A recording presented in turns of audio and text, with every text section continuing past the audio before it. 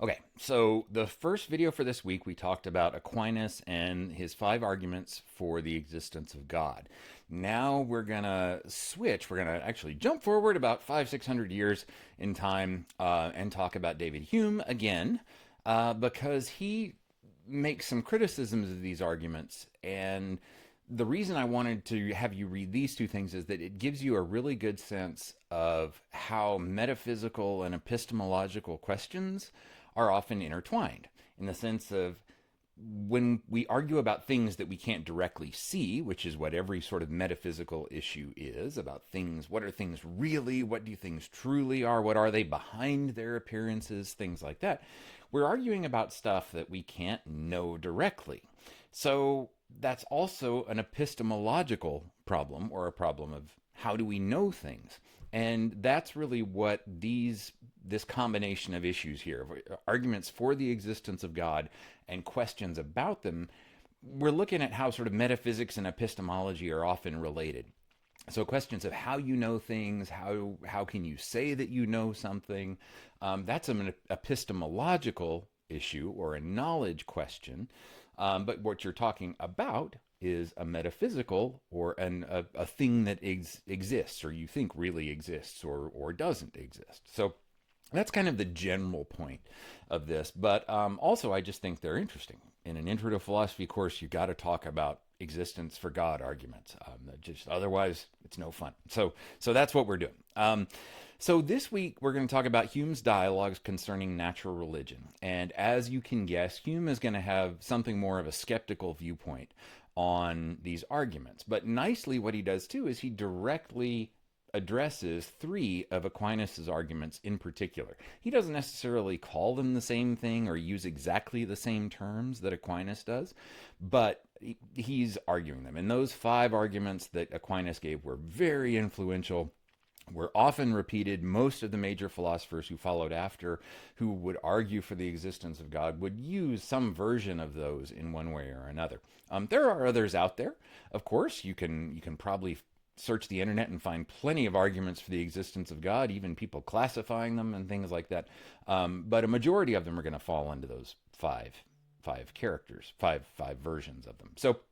Um, so the Dialogues is one of Hume's most important works, and he actually worked on it for most of his adult life.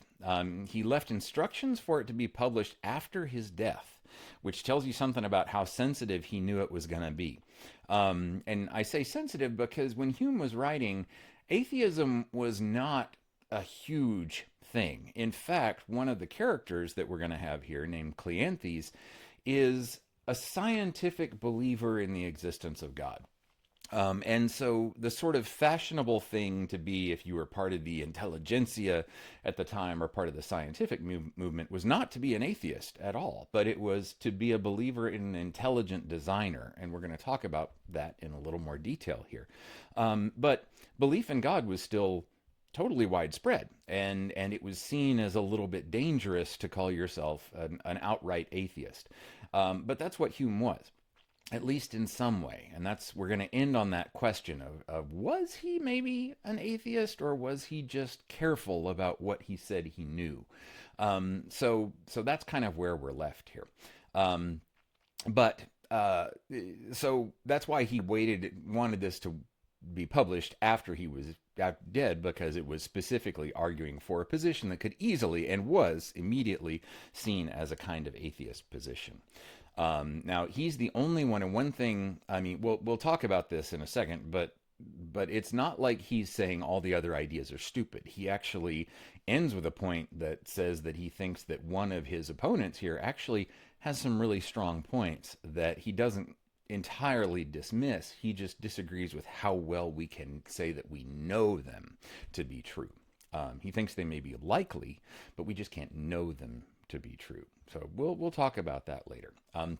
But before we get into this, I want you to understand who each of the 3 characters was or is, and sort of know what position they represent. And having dialogues like this is a very traditional way of doing philosophy, where instead of just writing a single essay where you sort of say what you want, people would often write dialogues, mainly because it goes back to how Plato would write. Plato was often seen as the first true philosopher who would actually develop arguments in his writings. And Plato wrote dialogues. He wrote little plays. And so what this is, when you're reading it, is really a little dialogue between different characters. Very, very common kind of thing that still happens, obviously, because we read a version of one with Perry in the beginning of this class, right? So, so let's talk about these three characters because it matters a lot who's speaking, and this will just help you when you're reading a little bit. So first we have Cleanthes, Cleanthes on the left, who is the defender of natural religion. Okay, so what natural religion is the project of establishing religious type conclusions, specifically the existence and the nature of God, but you're using the same methods of reasoning that we would use in science, or at least that's what they thought they were doing. So they're not simply religious believers in God, but instead they think that if you look carefully at the world, the evidence points clearly to an intelligent designer. So he's going to argue based on evidence. And he argues that from what we observe, from experience and analogy, we can determine, he thinks, that God exists. And he's a smart and reasonable philosopher, and Hume doesn't make him into an idiot at all. He definitely is. He's not like a straw man. A straw man argument is just an easy person to sort of knock down. Cleanthes is not that at all. Cleanthes is a very intelligent, thoughtful person who has good reasons and has thought about his positions very well. So that's Cleanthes. Philo is the skeptic. Just by telling you he's a skeptic, hopefully that now, oh, he's the one who's probably saying what Hume thinks most of the time, and that's pretty much true.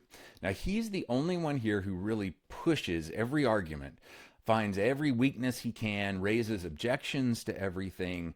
I mean, he's a relentless guy. He's witty, he's super philosophically sharp, of course wanted Hume to make someone who held his positions look good. And most scholars believe that Philo comes in the end closest to Hume's own position, but Hume never just flat out comes and says so directly. He didn't even say that in his sort of conversations with people in his letters about what he was writing. He never said, and then me, Philo, in the book will say blah, blah, blah. He doesn't do that, but it's still pretty clear that for the most part, Philo is saying things that Hume believes to be true. What's also nice about this, and part of the reason philosophers would write dialogues like this, is that the character nature gives the philosopher a cover, so that if he's ever accused of saying something, and this was more common back then, that could be seen as blasphemous or illegal in some cases, he can always point out and say, well, that's not actually me that's saying that. That's just the character in the play who's making his point. But I don't necessarily believe that. I that's not me. That's just the character, Philo. It's fiction. That's another reason why this was often done this way, especially when you lived in a society that maybe wasn't completely open to new ideas in many ways. So it's just a nice kind of thing. Sort of, it's good PR cover, you could say, as well.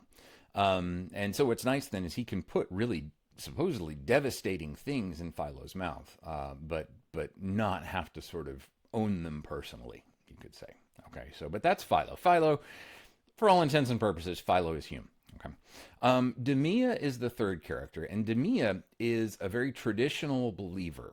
Okay, traditional religious believer. He thinks God's existence is obvious, but he also thinks that God's nature is fundamentally beyond human comprehension. So he's not going to like that scientific way of looking at God, because he's going to say, no, it should be about faith. It should be about not proving God's existence. Demea would say God doesn't need to be proven. God just is. But he thinks that Cleanthes' way of looking at religion is far too human, far too understandable, and he wants to preserve the mystery and sort of majesty of God rather than reducing the divine to sort of like a bigger picture of the human mind, which is kind of what he accuses Cleanthes of doing, is saying you make God seem too familiar, too much like just a powerful human, and that's not what Demea wants. Demea wants it to be a full, sort of very traditional, super powerful, omniscient, omnipresent, omnipowerful, totally otherworldly God. much more kind of like a medieval mystic would probably want to look at things. So in some ways, even more intense than as a believer than Aquinas, because remember Aquinas did want to somehow mesh reason and faith. Demea is more of the version that would say no, faith alone, faith is higher than reason. Reason can get you so far, but then you have to rely on faith, and that's a very medieval perspective on this, pre-Aquinas. And that's more what Demea stands in for. So Demea actually ends up leaving the conversation in part 9 because he's dissatisfied with where it's going, because Philo and Cleanthes are just way too skeptical, and part of Hume's point is that there's a certain point by having Demea leave, what he's kind of trying to show is that there's a certain point where if you rely only on faith and not on reason, you're just not doing philosophy anymore. You're not really thinking about the problem. You're just insisting on your position over and over and over again. So Demea just leaves. And that's one way of Hume saying, in some ways, sort of finally in the end dismissing this opinion, is how he kind of looks at it. At least that's the way I read it. So also, one thing, a note on how to read the whole dialogue. Philo and Cleanthes they're both presented as really able philosophers, and the arguments on both sides are very serious. So the things that the first two say, Hume takes very seriously. Demea is less philosophically sophisticated, let's say, but none of them is just a mouthpiece for a view that Hume totally wants to dismiss, because he does recognize how many people, and how many incredibly thoughtful and smart people, do hold Demea's position, which is why he wants this to be a dialogue between them. But at the same time, you do have that fact that Demea is gone at the end. But the thing I want you to do is don't ever see Hume as just saying somebody is outright stupid. He's never doing that here. He's the people who he would consider just outright stupid are not in the dialogue. They're not worth talking to, would be one way to think about it. So really what you want to do is read the text in a way that really pays careful attention to which arguments actually work and which ones fail, rather than just rooting for a character. And because Hume doesn't really want you to just root for somebody, he wants you to actually take all of these ideas seriously and evaluate them, and think about them. Okay, so that's a little background. So let's get into some of the details here. I had you read first parts 2 and 3, and really parts 2 and 3 are what's called the design argument. Okay, and this is sort of talking about Cleanthes' main position. And let's talk first of all about the core of the argument and what it is. And while I'm doing this, think about which one of Aquinas's 5 ways this might sound like, because it is one of them. So part 2 opens with Cleanthes making the argument that, like I said, dominates the whole first half of the dialogues. Okay, and it's called the design argument, sometimes called an argument from analogy, sometimes called the teleological argument. And you remember that word teleology, about things having an end or a purpose, back from Aristotle when we read him. That's a very important thing for Aristotle and for Aquinas, that things do have an end. Things do have a purpose. That should clue you in. If you remember from the Aquinas videos which one was about teleology, you should be clued in now which one it is. But here's basically how the argument goes. Look around at the world. Let's look at, for example, how eyes work. Not just human eyes, but animal eyes too. They have precisely adjusted lenses and sort of exquisitely little sensitive retinas, right, that have to work in very precise ways in order to function. Look at your heart, which pumps blood through a super intricate system of vessels, and it does it super reliably for years and years and years and years and years, right? Look at the way any organism is built. Parts are all fitted together. Organs perform very specific functions, but they function well together. Creatures are constructed in ways that let them survive and reproduce in very specific environments, right? The world looks, Cleanthes says, like a huge, organized, incredibly complex machine, with all of the parts adjusted to each other with really amazing, stunning precision. And he's going to want to say machines don't assemble themselves, right? Machines are made by intelligent designers. When you have something, in other words, that looks that well put together and not just sort of random and breaking all the time and all this kind of thing, he says, look, the world functions with laws and rules, and everywhere you look, you find organization, especially in the things that we are, like the things that are alive. They get more and more and more complex, and that couldn't have just randomly appeared. It had to have somebody or something design it. The world, he says, was probably made, almost has to have been made, he's going to argue, by an intelligent designer. Okay, so hopefully you recognize that as Aquinas' fifth way, because Aquinas said exactly that in his fifth argument for God. He said that things in nature act for purposes. That's having a purpose, teleology, that good philosophical word we talked about. So he even says things without consciousness can't direct themselves toward purposes.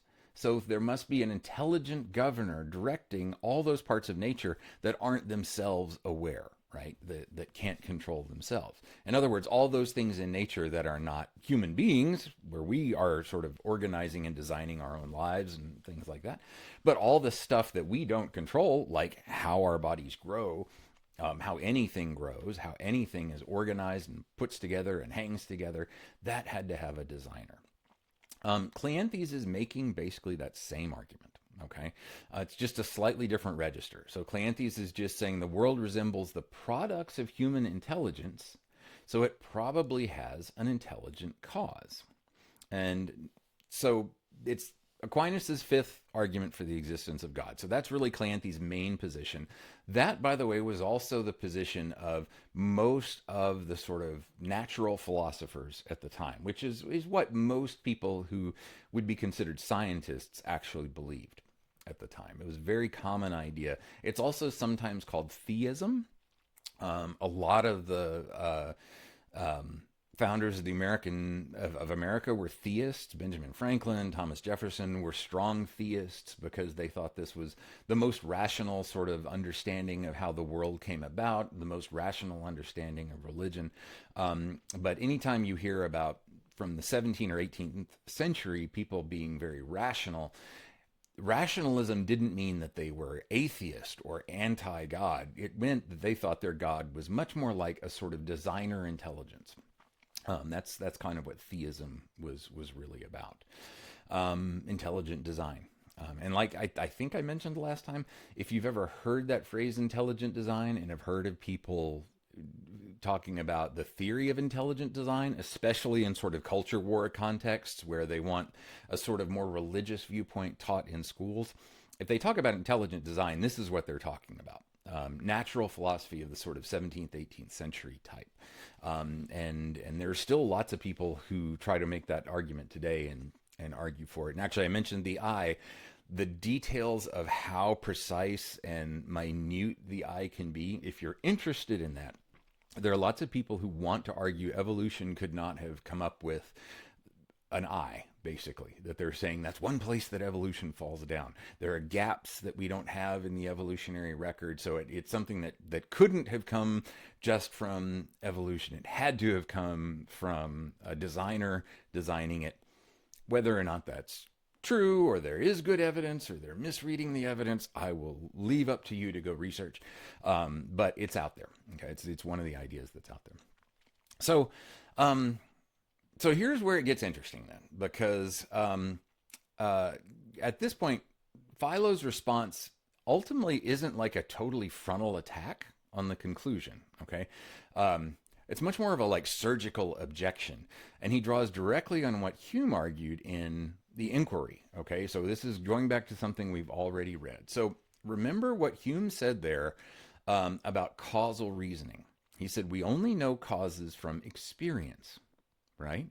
We learn that fire produces heat, that bread nourishes, that certain drugs can cure certain diseases, but we learn all of that through repeated observation, right? We never see causes directly. The way we know causes are through repeating the observations over and over and over again, that we come to think of that as causes. So the strength of any causal inference depends on entirely on how similar the cases are. Okay, what I'll tell you what I mean by that. Um, so intelligent design is an argument by analogy. It's like it looks like the world is like a machine, and machines have to have a designer. So therefore, the world probably has a designer. It depends on an analogy, right? Machine has designer. The world is like a machine, so the world must have something like a designer. Um, and so Hume's kind of saying, okay, we've seen machines, and machines have designers.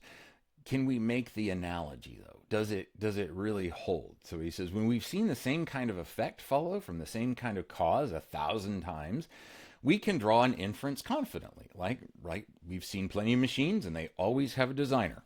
Cool. But when the cases are less similar, our confidence in that inference has to drop proportionally. Okay, so here's what he means. And Philo actually applies this directly. He says, when we see a house, we infer an architect with great confidence. Why? Because we've seen houses being built. We know exactly what kind of cause produces that kind of effect, right? We've directly observed that process before. But have we ever seen a universe being made? Have we ever been present at the creation of an entire cosmos or an entire ecosystem or an entire machine on the scale of the universe, like intelligent designers are talking about? And he says, no, we have exactly one universe. We've never seen another one be created or compared it to anything. And his point here is not just that we haven't seen the universe been intelligently designed, so therefore we don't know that it's intelligent design.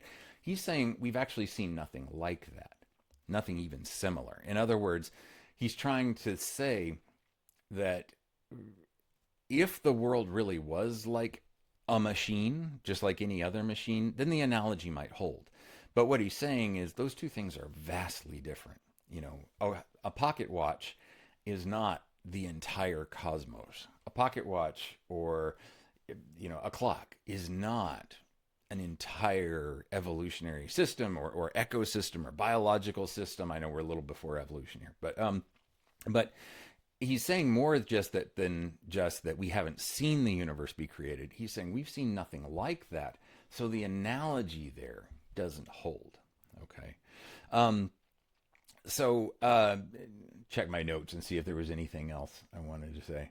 Yeah, no, he just really ultimately comes down to the first thing he argues is that the analogy between the universe and a house, or the universe and a watch, or any other machine, it's really weak. It's a really weak analogy because the cases aren't sufficiently similar for us to even draw that inference with any real confidence. It seems like it makes some intuitive sense, but when you really think about it, you realize how different a single machine is with sort of like the system of everything, which is what you're talking about with intelligent design. So that's the first one. But Philo has a second, even sharper criticism. I should have put this slide up before. So that's the first one, that the analogy is too weak. But he has a second really sharper objection that personally I find a little stronger. But he says Cleanthes is treating human intelligence as the natural model for the cause of everything, right? When you have a machine designed, it's always been a human that designs it, right? A human who is behind that. But why should we think that it's intelligence that is behind the design exactly like a human intelligence is behind a machine? As he says, intelligence is just one feature of nature, and it operates on only a tiny portion of the universe, on this one small planet among one kind of creature, right? And we've only seen intelligence happen really in human beings and in a few animals, and maybe, but it's not like we see that kind of active, conscious, rational intelligence anywhere else in this vast universe. There are loads of other processes and forces and things that we do observe in nature all over the place. Growth, generation, physical attraction, chemical reaction, biological development, all kinds of things. So if we're going to reason by analogy from the effects we observe to their causes, why do we privilege intelligence over all of those other principles, all of those other things? And Cleanthes really has no response to that. The choice to model the universe's cause on human intelligence, it kind of looks, when you really press on it, more like a bias towards just what seems familiar to us than a conclusion that the evidence really supports. I find that more interesting, and interestingly enough, it's also something that Demea kind of agrees with, because he Demea, who is, remember, the one who doesn't want God to look anything like a human, is also gonna kind of speak up a little bit in that part and say, yeah, exactly. You're Cleanthes, you're saying God is just kind of like a human mind, whereas Cleanthes is saying, no, the creator of the universe is something else, vaster and more different and fundamentally alien to a human being. It's not like God is just a really, really smart guy, which is kind of what he was arguing. Kind of like, in fact, saying that a machine has to have a designer is kind of like saying God is almost exclusively like an architect or a watchmaker of the world, a machinist who just kind of fiddles with the parts and how they fit together. But does a machinist have any control over how something's going to get used or what the meaning of that thing is going to be? Demea is going to be interested in all those other things too, whereas Cleanthes is really just going to focus on sort of that simple, God's an engineer. That's it. That's all God is. And so both Philo and Cleanthes and Demea are standing on the side here of being like, why do we make God look so human? And maybe aren't you just trying to sort of explain the world in very human terms? They each have the reasons for not liking that. Philo says you're just falling back on what you already know, and Demea kind of says you're basically insulting God by making him look too human. So two different arguments to that, and I kind of, that's one reason why I find that more compelling, because it really does, you can use that argument from two different directions, from two different sides, and it kind of holds both ways, and I find that pretty interesting. So in part three, Cleanthes he gives a good counter argument. He pushes back with some thought experiments, and so he's not done. Like a good philosopher, like a good arguer, he's not going to just stop there. And he does push back with a few other arguments. He says, suppose an articulate voice spoke from the clouds, reaching all nations simultaneously in their own languages, conveying wisdom. Would you doubt that it came from an intelligent source? I mean, suppose books naturally grew on trees, reproducing like plants, but contained coherent and beautiful arguments. Would you doubt that they had an intelligent origin? And Cleanthes is trying to show that inference from order and complexity to intelligence is kind of irresistible. It's not like just a random marginal speculation, right? When we see information organized into a coherent structure, the fact that you can do science, that the world, you can discover laws, you can discover regularity, you can discover how things work. Intelligence is, he says, simply the most obvious and direct explanation. Philo's response to this is actually pretty interesting, and he doesn't fully deny it. Okay, and this is one part that's kind of weird. He doesn't totally deny it. He says the analogy to intelligent design is probably the most natural one for humans to believe, but he holds firm on his real epistemological point that the analogy is still much weaker for the universe as a whole than for specific cases that Cleanthes is using, right? Cleanthes is talking about crazy things. I mean, not crazy, miracles, basically. Saying, like, an intelligence voice speaks from the clouds, books grow on trees.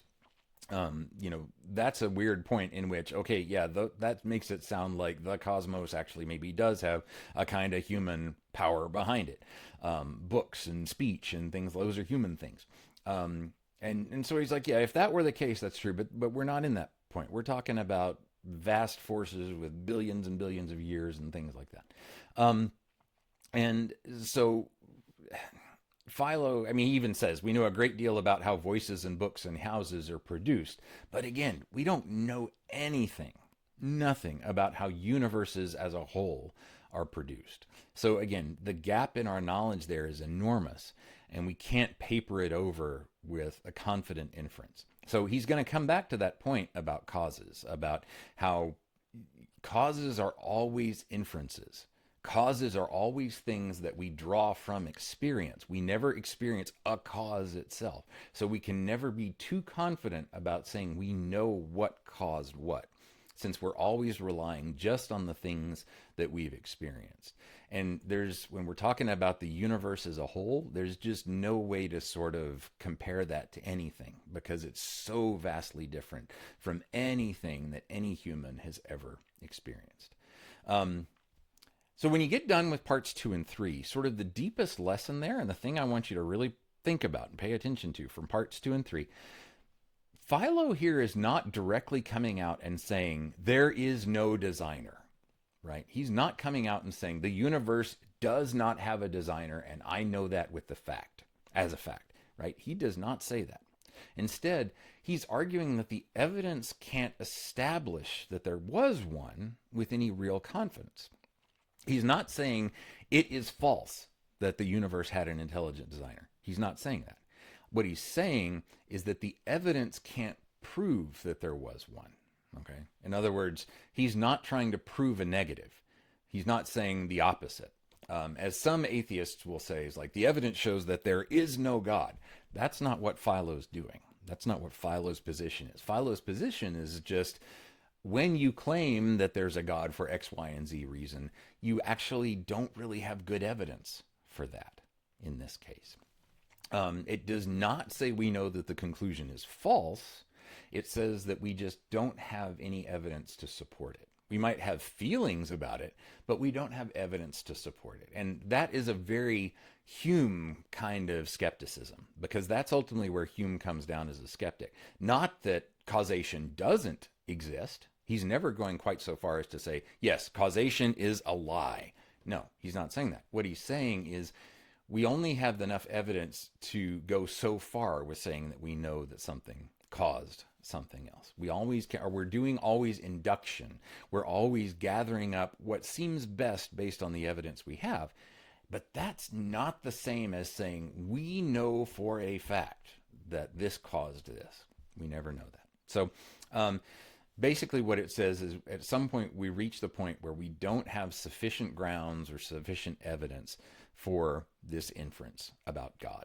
That's what it comes down to for this. So keep that in mind. He's a very careful atheist. He doesn't want to fall into what you might call the opposite dogmatism of just saying, no, God is a lie, God is false. He's saying, no, we just don't know. He's much more an agnostic. So if you are familiar with that term, an agnostic is someone who says, I don't know if God exists.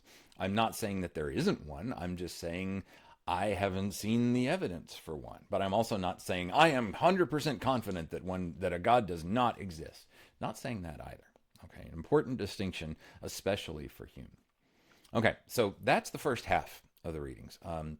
And we're going to skip to, I had you skip a whole bunch of parts in the middle, really because they just kind of get really detailed about some parts in there. Real quickly, let me just tell you what they go over, just so you're not, just to fill you in, so give you some spoilers. But they're really still about the same argument. So in part 4, Demea raises a different worry about Cleanthes' approach, and he says, that's the point where he says it makes God too human-like. He says if God's an intelligent designer like a human mind, then God would also seem to have the things that minds have, like shifting thoughts, incomplete knowledge, changing states. But traditional theology holds that God is perfect, unchanging, incomprehensible.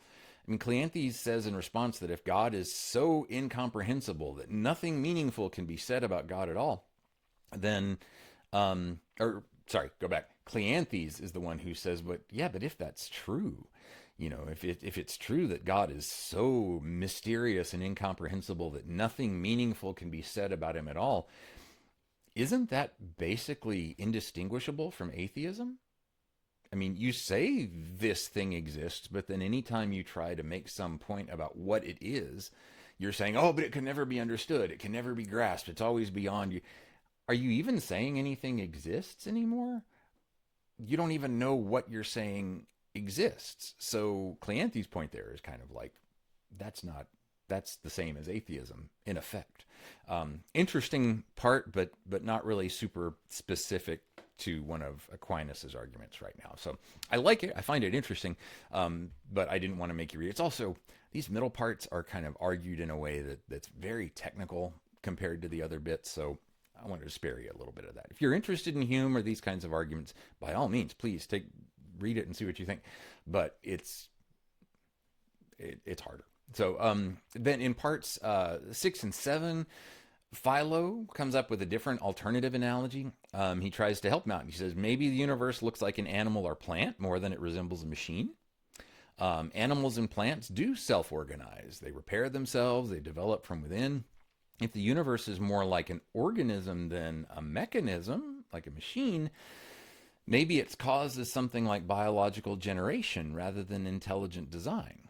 And Philo's not actually endorsing that, but his point is that the design argument, that analogy between, like, if you see organization, it had to be designed, he's actually kind of saying, well, you can't rule out that it might just be organized like things that we also know and recognize, like a biological creature, which does develop from the inside, that doesn't have necessarily a designer, but that we see grow from a seed. Maybe the universe grew from a seed. And anyway, then he's kind of tries to make the point that at that point, you're just sort of choosing which analogy you like best. And so you're not really arguing from reason. You're just sort of stating a preference. So none of that's on your reading assignment because it gets really technical. And the core epistemological argument's already established by part 3. So ultimately, then, Cleanthes tries a different approach, different argument entirely, and that's what we're going to read next. And he introduces what philosophers call the cosmological argument, which is essentially Aquinas' second and third ways. And that's what we're going to talk about next.